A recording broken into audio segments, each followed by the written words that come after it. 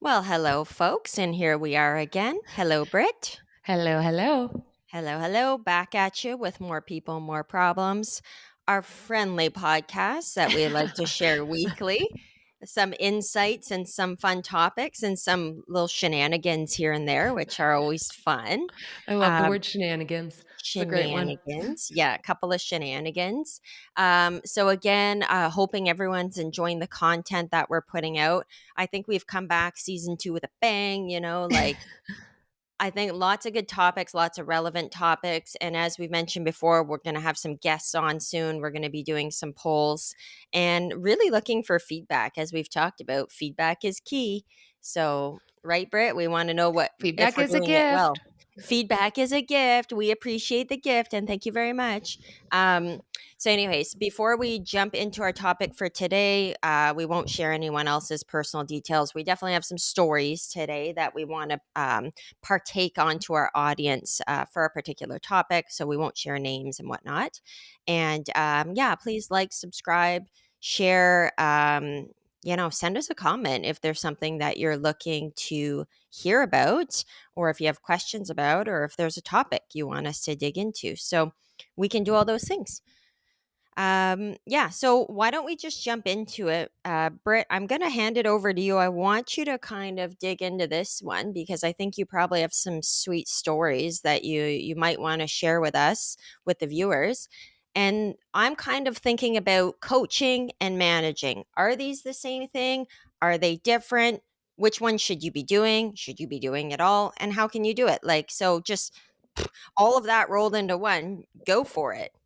Yeah, it's a great topic. And it's so funny because when I went to university, I took obviously HR in university. And so much of what I learned was the hybrid, or not even the hybrid, it was the manifestation of like the two coming together and becoming then a great leader. And so going into my first corporate job, I assumed all leaders, a certain level and above, were going to just be amazing at both these things. And that was the experience I was going to get. Well, cue my first job, which we all know it's at Shopify, and I get hired in, and I'm reporting into the CEO. And there's a lot going on that I had no clue about at the time, which you learn later in life, such as they hired me while they're doing their first raise, so like they have no time in the world to probably give me attention. But at the time, get hired in, and I get going on my job, and what I realized was there was a bunch of moments where I was really getting managed. For example, I was getting told this is what needs to happen. Here's the outcomes I need, and I'll hold you accountable to it, which is great. But I was green, like I was green as fuck. Like I, could do the office manager job, but in regards to HR, I was bringing a lot of things I learned in school, but I didn't really have a good grasp. I had no life experience, very little life experience, and so I would do things, and they were wrong, and I would just get a response that many times left me in tears. I didn't understand it. I was, of course, sure, it wasn't to the expectations of outcome, or you didn't have time for it, but there was no coaching, there was no advising, there was no feedback. And it was really hard.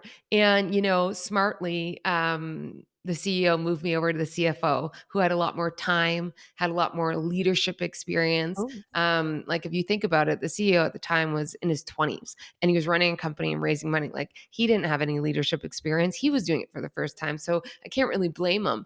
But the learning over time was, I think that there's just an arc to being a leader, right? You start out, you're starting your first management role, and you're learning to manage. And so you're really learning, okay, here's my expectations, here are my outcomes, and I'm going to hold everyone accountable so that the business does the best. so And then like I think, the what? Like yeah, the the what what. you need to do. Yeah. And then, you might sprinkle a bit of the how, but it really is the what. And then I believe you start to learn, oh, well, like this person might not know, but I see so much potential in them. So I want to help them grow and learn and develop. And so then you might start to coach and see the benefits of that, which is more, the how, it's the performance. It's looking at Brittany and saying, oh, she has potential. I'm going to give her this feedback, and we're going to go and I'm going to drive her to grow in this area. And then I think you start to mold it together. And the cool part for me was the last, I guess, 6 or 7 years, I reported back into the CEO. And by this point, there had been many years gap in between when I first did and I came back around.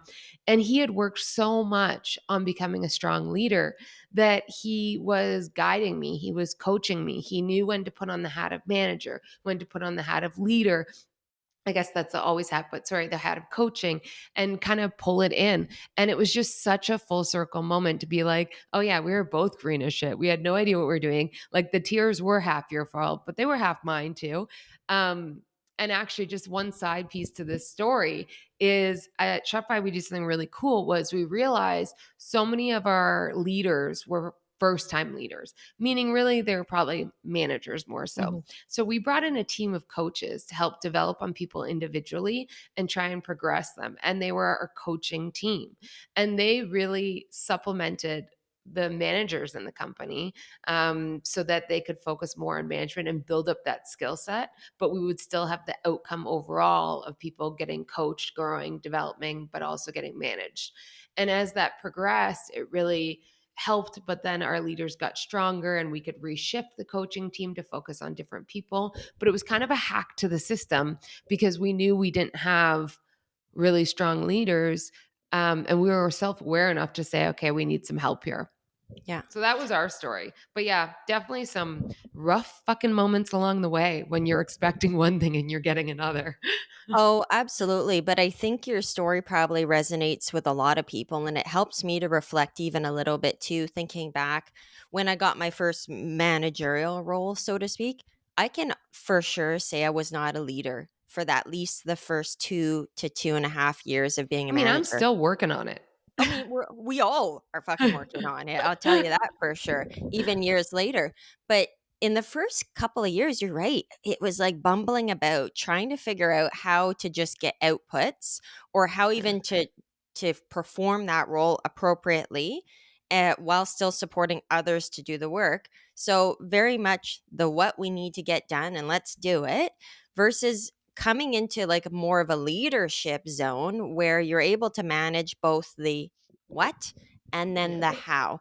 And I think about that a lot now when I think about I get you know briefings or I get responses to taskings come into me, and whether it was good or bad, my automatic response is, okay, here's a bit of feedback on that for like, what we could have adjusted for later, and or this didn't hit the mark for me and here's how I would have done it, or here's how I think that senior management was expecting this to happen. And this is our moment to talk to each other about how you're going to grow as an individual, because I'm not just asking you to just take it back.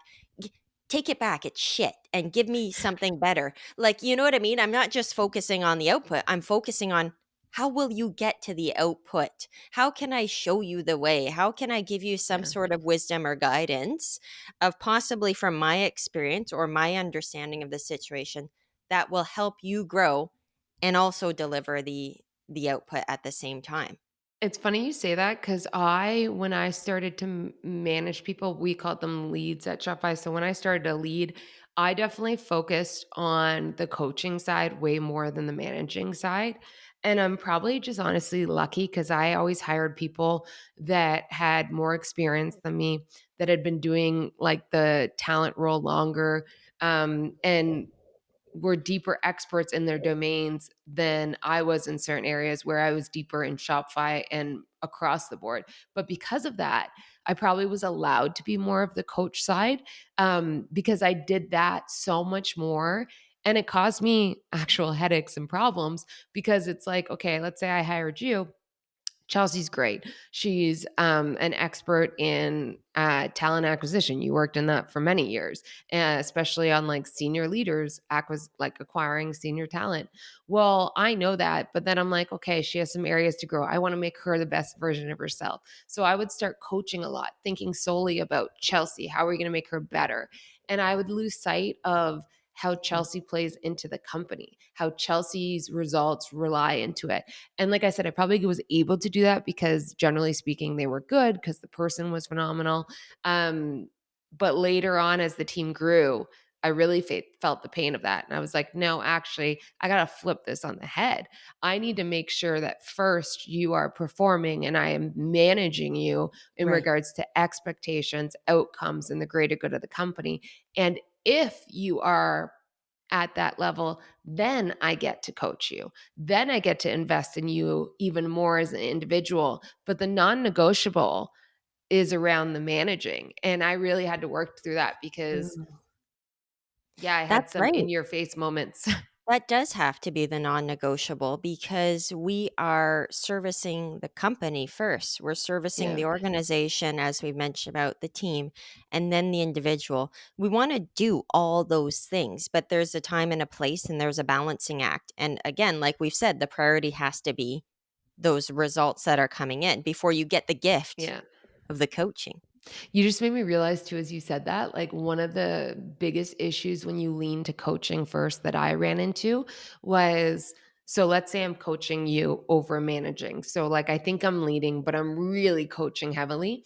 And then I see your growth. Because like as a coach, you're like, here's where we want to work on, here's where we're gonna work, here's some homework. I'm gonna watch you, like, let's keep talking, let's reflecting, inspiring. So not only was I feeling great because I was like, I am so So inspirational to amazing. Chelsea. Like Yeah. she is really learning. Love I her. also used your growth metric as a relative to impact for you and me and the team.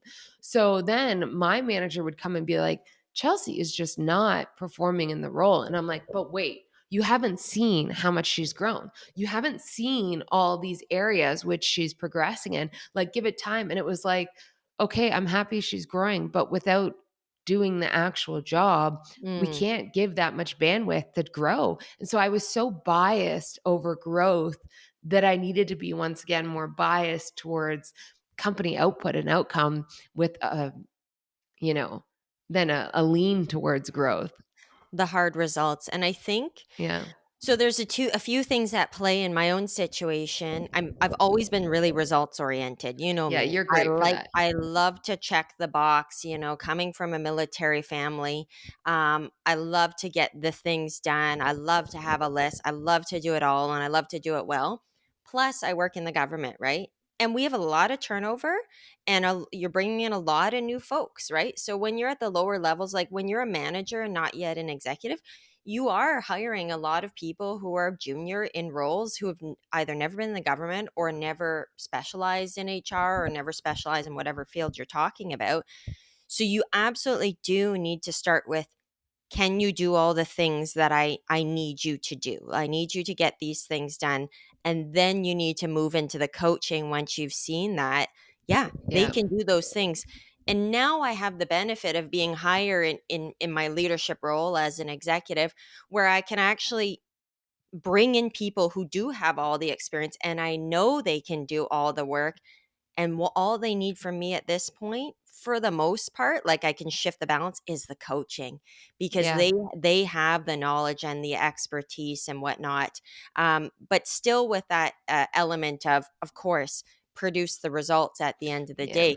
But you're able to shift the percentage a little bit where you have to start out pretty hard. I would say at least in the more junior ranks and whatnot, make sure it's getting done. It's hard for you to build your repertoire as well as a leader if you don't have a team that's delivering, because Yeah. yeah, there are accomplishments but they are done as a group as well. So I mean, you need the all the parts to for the whole, right? Yeah. It's funny. I'm like realizing how lucky I was in a lot of ways in the early years. I think, yeah, it's such a, honestly, it's a little bit of a mind fuck. Like I'm just thinking I back know. about it and reflecting on it. Part of it is the fact that there was a cultural value in Shopify where we were obsessed with growth, like focused on growth. And part of the secret sauce we always said was we're hiring green, but we see people's potential. And as long as they know how to learn and grow, we will like keep them in the role. And like, I mean, it's smart business wise, you're paying less for the Sure. role. So as a startup, you're like saving a bunch of money on payroll because they're green. You're stretching them. You're getting so much loyalty out of them because they're growing and getting that opportunity. You don't have to give them like the title of their salary right away, but you will in reflection. And so I think because that was my journey as well, I Yeah. wanted to put that on others. Yeah. And it really did work in a lot of ways. it was as we grew and at scale, it didn't. It started to break. And then it was like, okay, we really got to focus on balancing that out. Like you said, the percentage, it's like a ratio between the two and knowing when to jump into Yeah. each role. So I think if you think about like just in what you said, like say the culture mantra, learn and grow. Don't forget deliver. Like learn, Yeah. grow Yeah. and deliver, right? So Yeah. like kind of like leaving out that mindset. Amen to that, by the way. That's I know, like, right? yeah, it's so simple. It's like Yep. learn, grow, and Deliver perform. and It perform. deliver. So it like possibly leaving that out Yeah. subliminally or unconsciously, whatever, tells people, hey, I'm growing. I'm growing as a person. I'm good. Like I'm good. Does that lead to difficult conversations at the end of the year or something when you're looking at performance going, yeah, man, you grew as fuck. Like you really grew. But like, wow, you really sucked at your job this year. You didn't do half the things that you needed to do. And they're under the impression, and I'm not like I'm just overgeneralizing, obviously, but I learned, I grew. I'm having I know. impact, right? And Isn't it's that funny interesting? because I always think about like sports teams because like let's not talk about, the little league that your kid's going on where everyone gets a gold star because you Yeah. grew. Like screw that. We're talking about like the competitive sports team. Like you are growing, stretching your players in pursuit of impact. But if they don't perform, you bench them or you kick them off the team. And so even like that title of like coach, like what a great coach is in the sports world is actually a leader. It's someone that coaches in pursuit of impact, but you know, They looks at want the the sum of gold the though. individuals as of an They outcome because they want to win. You want the win. you want those persons to develop and to get better. But obviously you want to win games. Like they're not Yeah, in well, it you don't get paid to competitive. shake You're hands out. at the end. Yeah, yeah, exactly. Sorry, no, but like you Yeah. want it all, right? So you're right. A coach in a competitive sports sense is absolutely a leader who does both coach and manager role.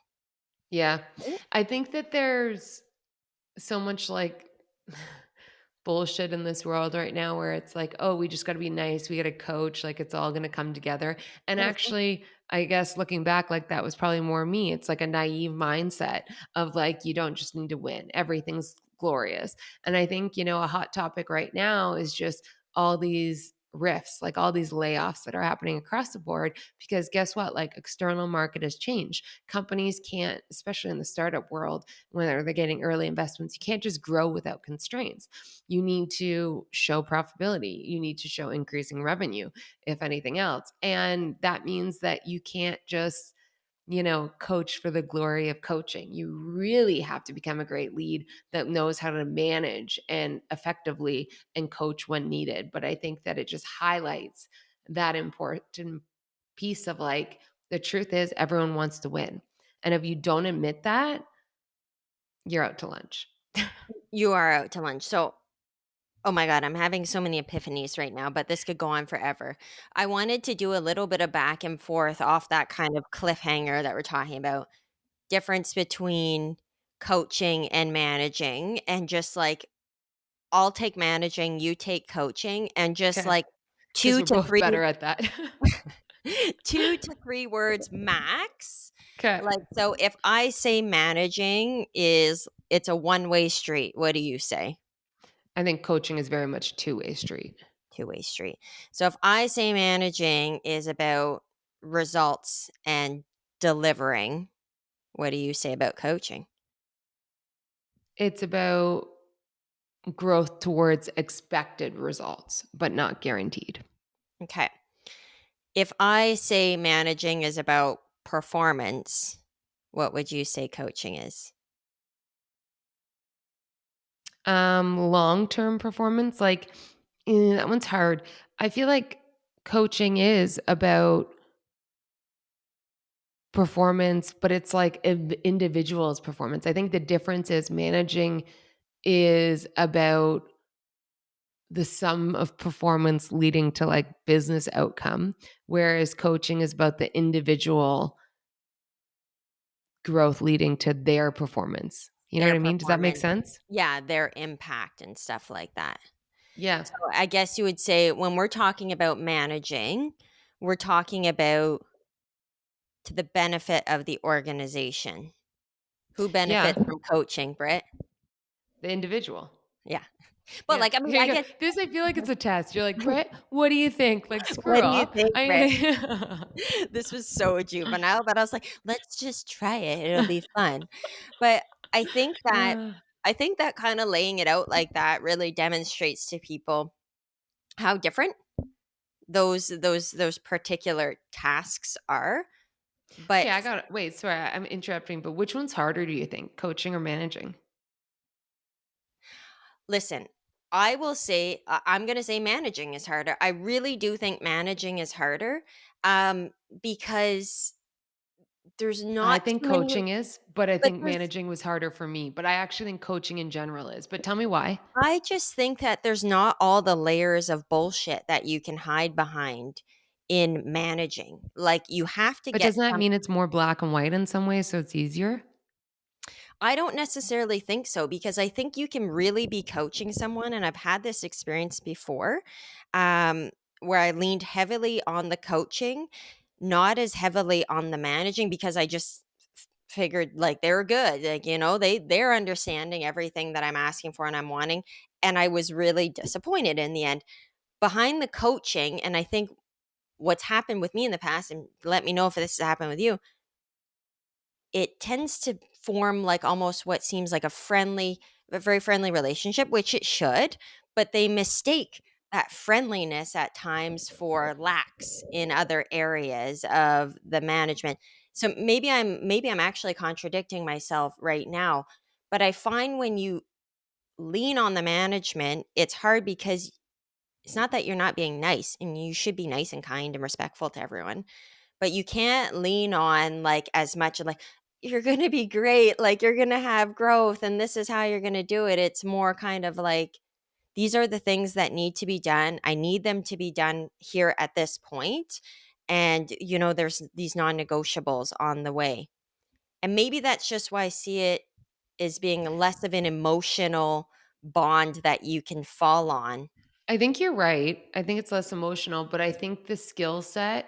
So, okay, caveat this with it depends on each individual Oh, yeah. because if you have really good interpersonal skills, if you have really good, like ability to connect with humans, ability to, drive and inspire people, you're probably going to find coaching easier because you can sit down, you can still push them. I think what you just talked about coaching when you gave the example of like, oh, you're going to be doing great. Like you can do it. Like, let's be honest, that's like a D level coach. Like that's someone being like, it's all positive. You can do it. Hurrah. Like, fuck that. When I'm talking about coaching, I'm talking about someone that's like, sure, you're good, but I'm going to take you to that next level. I'm going to see the future that you can't see next. I'm going to push you to put the effort and time in. I'm going to hold you accountable to that practice. Like, think about the best quarterback in the football league. Like, their coach isn't like, oh, gold star, you did great. It's like they're making sure that they're training 5 times a week. They're holding them accountable when they mess up on the field. Mhm, But they're, thinking about them and their growth needs and then managing the team as a whole. And so I think a great coach is really hard if you don't have that skill set and that yeah, like toolkit, you know what I mean? Whereas I think managing, it's more talked about. It's more like black and white in a lot of ways. So people are like, okay, this is how you manage. Tell them what you need from them and tell them if they did good or bad, and then keep them accountable and keep going. I also think that's a D level manager. mhm, Like if you're really going to be an A plus manager, you're going to understand your whole team's strengths and weaknesses. You're going to know where they can play. You're going to adjust expectations based on real time facts. You're going to, like ebb and flow with it. And so for me, I was better at coaching and it took a lot for managing because I felt too emotional to it. I was so good on the emotional side that then when I managed, I felt bad holding people accountable. I understood too much about their lives, like you said. And so then I gave people too many benefits of the doubt. mhm. And I really had to work. So it was harder for me. But I also know a lot of managers that don't have the social skill size, the toolkit, and they found managing a lot easier and really had to work on the coaching side. So I guess it's not a which one is harder, which one is, more difficult, whatever the case may be. It's not a one size fits all. It actually just really probably depends on what you lean towards, what Isn't you that annoying? find. Isn't that always the fucking answer? I'm I swearing so mean, much today. I apologize to the listeners I if you don't like it, but it's just if a you don't like hot, it, hot. too bad. But no, I mean, I think it's a really, really fair point, and I think like where I get trapped in the fact that the managing is hard for me is that I have to be black and white about it, and you don't as much comfort people, which I tend to lean towards more in comforting in coaching, in comforting when things are going wrong. And the inspirational part of coaching, I think I've developed well over the last couple of years, and I think I do that quite well. And feel like it comes naturally. I feel like it comes more easily. Whereas I feel like when I go into the managing side, it's like I need this, this, and this. Like, I mean, I can't not send an email without an exclamation point or a fucking smiley face in it. Like you know what I mean? Like I struggle to You're like, for I'm relatable. Yeah. look how relatable I am. I had a winky face in there and then they call HR on you. But like I think that's where I see it is like I tend to lean to more towards being personable and to having dialogue and to having a two-way conversation with people. Whereas like being really, really direct with people, like I need X, Y, and Z. I Yeah. still struggle with that a little bit, and that, makes me slightly uncomfortable, but, like, you do have to do it, and I think about my leads sometimes, my bosses, and I go, "Oh, wow, that was a really curt email." I'm like, "Maybe I need to master this," like, you know? Well, I think it's so much easier to spot in others or obviously to see outwards when you're in it yourself, whether you're the like the lead, let's say, or else like the person Right. being led. It's a lot harder Yeah, because there's just so many more feelings, so many more everything, right? And yeah, so I think that's also why it's so helpful when you are a lead to be surrounded by other leads where you can have conversations with them and get out of their opinions and say, should I be holding stronger here or am I missing something? Am I leaning too mhm, hard into one way or the other? But the premise still stays, which we said in the earlier, which is like you have to manage first before you can coach. I really believe that. mhm, And if you master the art of ebb and flow between that at the right moments, you have the potential to be a great leader. And right. if you can't, I don't think you are. And I wasn't for many years. I was a great coach and then maybe I ebbed to be more of a manager and then I think finally I was a strong leader and I really prided myself in that because it took a lot. Amazing. So, like, that's somewhat the moral of the story here with this podcast we're talking about. Managing coach Yeah, managing coaching. I thought I was saying the wrong thing again. Managing coaching, two very, very different techniques that can be implemented, but a great lead does both. And it Yeah. doesn't mean they do both always at the same time. You know, I don't necessarily think that you can always do the Yeah. exact same at the same time. There's the balance, it ebbs and flows. One situation may call for a more managerial style, like, for example, if you're in a rush. If you're in a rush and something needs to be done right now, Yeah. I don't think you've got, the amount of time that you need to coach someone through, all of those things. Maybe that's an afterthought afterwards, but you might need to be more of a manager right now and go, we're not fucking around right now. I need these 5 things and I need them in about 20 minutes. Like, Yeah. anyways, tangent on No, that. it's so and you just made me think of something else just talking about the sum of building up both those skills, which is managing and coaching. I think as a great leader, there's another piece, which is setting a vision, having a Ooh, strategic direction. And casting a I think vision. that's like, if I picture it, it's kind of like the umbrella on top that pulls those together. Um, and I think that's something else to work on. But, the premise of the podcast is like, until we're all replaced by robots, and you are going to have to figure out how to bring people along on your journey if you are trying to achieve anything that requires more than one person. So this topic is so, so important because I think for many of us, as we just said, you get stuck in one or the other, or you forget that you have to do both. And hopefully, this really resonated that it is two different skill sets. And maybe consider, am I using it at the right time? And am I falling into these traps? Like maybe I'm too bestie with my direct report because I'm over coaching and I know too much about their personal life. I need to take a step back. I need to zoom out. I need to remind myself of that strategic vision and how do I want to manage to achieve it? Because once again, you want to win. You can care about your people and you should drive them to be stronger, to be better, but you should be doing that, hot take, because if you do that, then your company, your team, etc., We'll do will be better. better. And And that's that's the just the ultimate reality. If you goal. just want to coach people, go be friends on the side. Yeah, just go get a friendship. Like, You know, that's fine. that's what we do all the time. Hot take, hot take.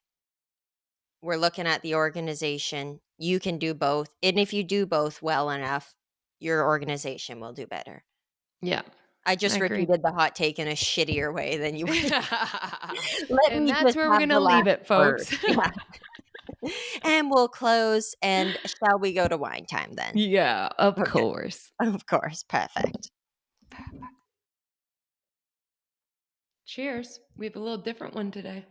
Just a little different because it's an earlier recording. So, I mean, as much as everyone loves an early morning crack open a bottle of wine or other cocktail, depends on, what you're into. You Um, do you. you do you. So we've opted for a coffee, a latte, which I always love, but I did put in a little something, something just to I kind of. think you should review the Clua. Well, I've always loved Kahlua. It's funny. Back in the day when we were younger, people used to just drink Kahlua and Really? I don't think so. or Kahlua and milk or something like that. I know people who did that. I mean, I Oh, didn't. it's called the brown cow. Oh, the brown cow. Yes. Isn't that what it's called? Don't you add other things to it though, or I do you think just add vodka. a shot?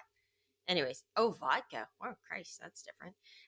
Anyways, I love a little touch in my coffee. Depends on the occasion, of course. At Christmas, it's just straight up every coffee, every drink has Kahlua or Bailey's in it. Like, I I'm mean, more of a Bailey's girl, but like at Christmas you can get the like different flavored ones, peppermint and all that. Oh, it's ooh, dangerous. I am at Christmas last year. I did manage to actually froth the Baileys in that, and then put it in as a latte, and it was just delicious. It was Game changer. So Really. it always does well. And you know what? I've been a bit jet lagged lately, which is like, get over it, Chelsea. Like, you shouldn't still be jet lagged, but I can't stop being jet lagged for some Why reason. are you jet lagged? Tell the viewers what you've been up to. Well, we were in Portland, Oregon for it was only about 5 days. It's like me in Arizona this trip, 5 days. And it's Yeah, 3 hours. The 3 hours fucks you more than like a going to Europe. 3 hours is a lot. I mean, I'm like, yeah, we go to the UK all the time, 5 hours, and then often fly over to Turkey, add another 3 hours, 8 hours difference. We're so jet lagged, Gary and I. We keep sleeping in every morning. We're like sleeping like 11 hours a night. I can't wake up. My alarm goes off. I just turn it off and then just go back to sleep. And then I got up this morning. I was like, oh my God, it's 9 a.m. Like, we have things to do. We have to get up. We have to get out of here, But yeah, so we had a really, really fun trip visiting friends and going to a concert and How um was the concert? It's Gary's favorite band of all time. yeah, the Arctic Monkeys. It was really good. I really enjoyed it. I actually really enjoyed the music. I'd heard the music a little bit here and there over the years because Gary will play it in the house or he sings it and sings some of the songs. Aw. So yeah, I did recognize. But we had a fantastic trip. There was a lot of drinking. There was a lot of shopping. Did a lot of shopping because, of course.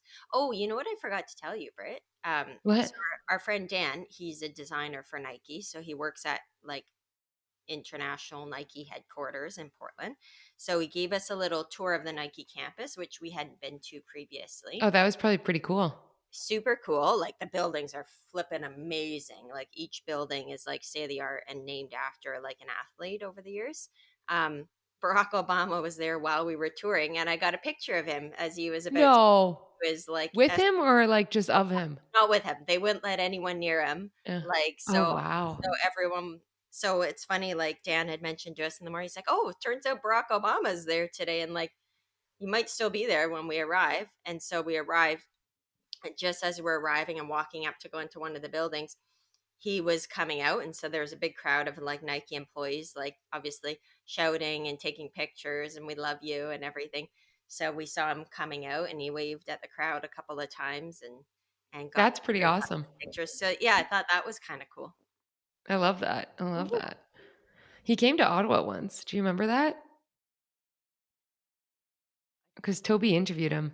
Oh, yes. No, I remember Yeah. exactly that. Yep. No, I I was do supposed to remember. go to it, I may have met him at the time if I would have went to it, but it was someone's birthday, like, someone in my family's birthday, and so I couldn't skip that to just go meet someone famous and Yeah. amazing. Wasn't it like in November or something? Like, so it So it's might probably my have mom's been your birthday. birthday.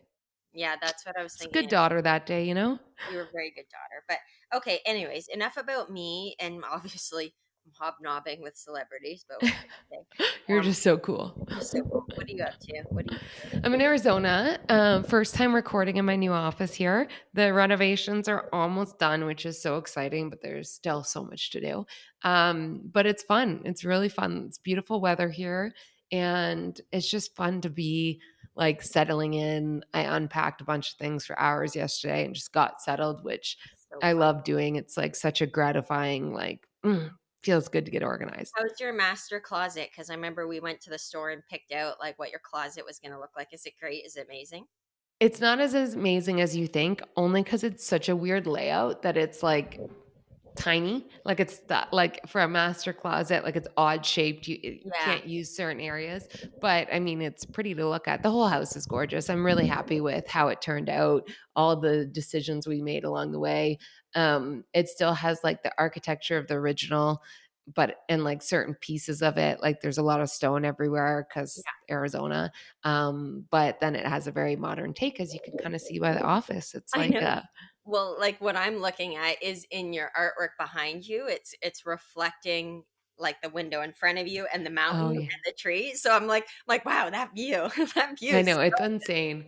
You know what? When you buy a place, the way I think about it always is like, what can you change and what is staying the same no matter what? The views, the outside, like you ain't changing that. And yeah, so when we got this place, it was really because it needed a lot of work when we first came, so much so that someone sent us photos and I was like, "No, we're not even going to look at that place." yeah, And then they like sneakily still brought us and I came outside and looked out and was like, "I think we're going to buy this place. yeah. We can do work inside because it's just The it's vision gorgeous and it's super of zen." what it could be, right? Say that again, sorry? The vision of what it could be. You know what Yeah. I mean? Like it's 100% can't change location. So you got to buy for like the setting and the views and the location. Everything else. I mean, as long as you got the dough, you can choose. I feeling very grateful, very, very grateful. And I can't wait for like friends and family to come up. I just want to like enjoy it with my people now. That's one of my favorite things. So we Yeah. got plenty of room. Can't wait. Hopefully you'll be coming up at some point and we can do a live one here again. Absolutely. No, we're super psyched to come and visit and see all the Yeah. good stuff and golf and like see the snakes and the scorpions and all that. I know, knock on wood, I haven't seen anything critters yet, but I've been like, I get in a room and my eyes are like, because we got the bug spray, right? So like hopefully we've done the trick, but there's been so much construction. I'm like, who knows what got in the house when they were doing all the stuff, you know? There could be like something in the roof. I watched too many weird shit and I'm like, oh. Anyways, It'll be fine. You'll be fine. I You'll be hope so. fine. Well, you're having the time, but then luckily you're coming back for a little quick visit Yeah, before for my sister's 40th, which we're going to party it up. It's so I exciting. can. I love a birthday. Birthdays are one of my favorite things. And so I cannot wait to celebrate my sister, who's both of our best friends as well. It's going to be a good time. Oh, I'm so psyched. Okay, well, on that note, should we dip out a wine time here and just You mean Bailey's time and Kahlua time? Yeah, yeah. probably. Well, wine with an H. We're whining. Yeah. Actually, I no, felt like I had things I wanted to bitch about. Now I don't know what they are, but maybe next episode I'll come back to me for. we'll save it for the next episode. I'm sure there's always something. There always is. Okay. Love ya. Bye. Super. Love ya. Bye, guys.